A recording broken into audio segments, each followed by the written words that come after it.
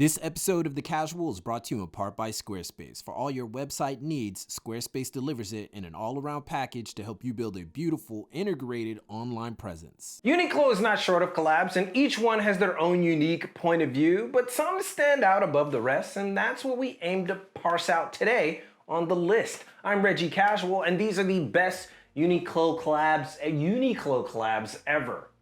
I messed that up, but let's keep it going.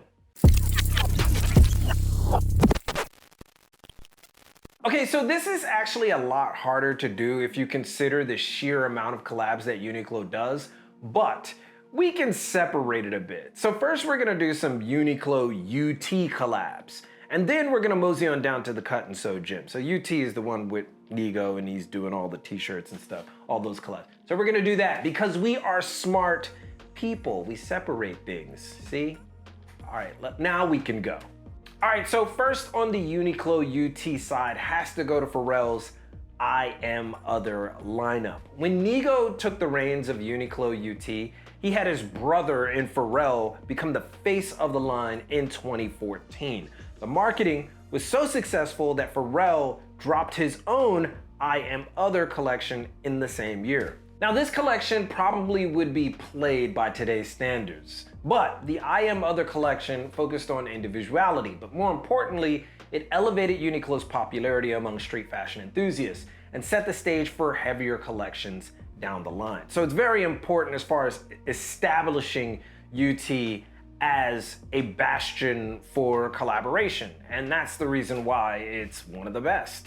The second Uniqlo UT collab that we gotta go with is Verdi's collab in 2019. Now, it came much later than I Am Other, but its impact was almost as important. Verdi being the second coming of classic street Harajuku's return and all.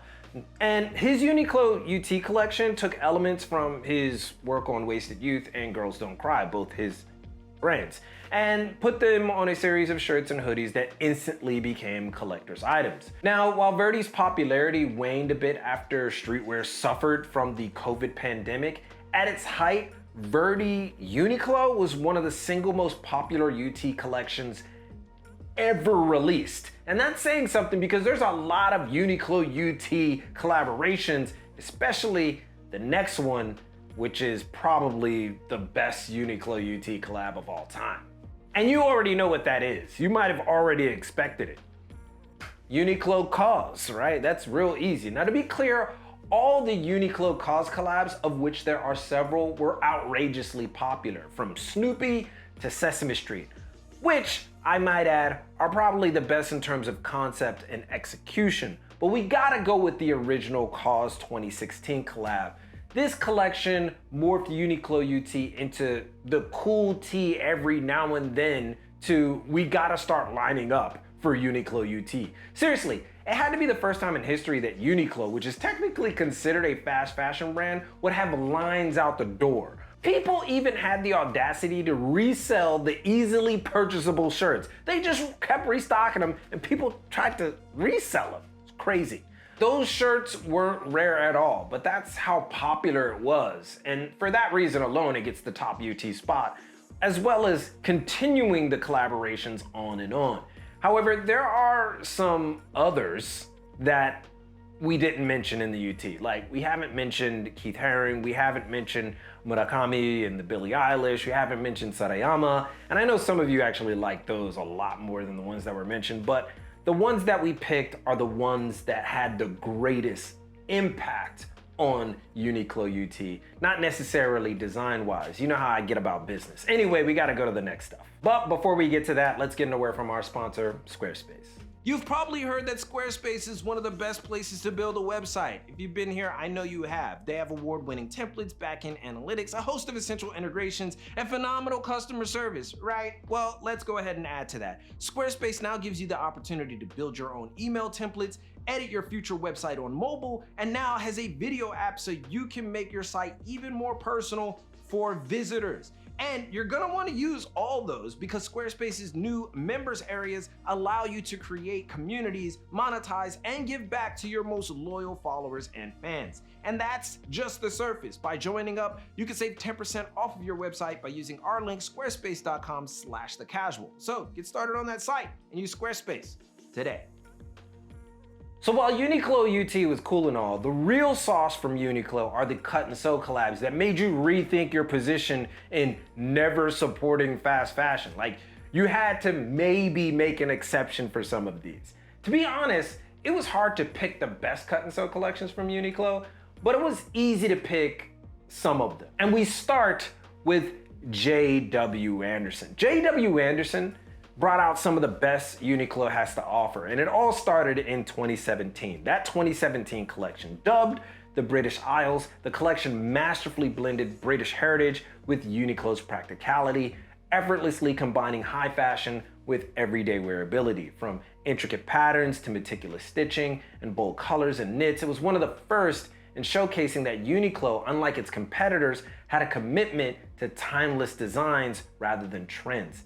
And since then, the partnership with J.W. Anderson reinforces that commitment year after year with some of the best to come out of Uniqlo. But next up, while J.W. Anderson brought timelessness, Christophe Lemaire brought high fashion to Uniqlo.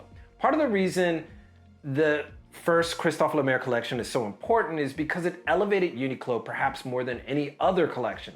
Lemaire's brand of minimalism, his design methodology, is full of amazing tailoring flourishes that go beyond simple design.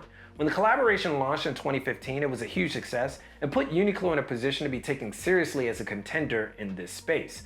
And it's part of the reason why so many are reluctant to call Uniqlo pure fast fashion. It simply has the pieces that you could wear forever. And that didn't stop with Christophe Lemaire.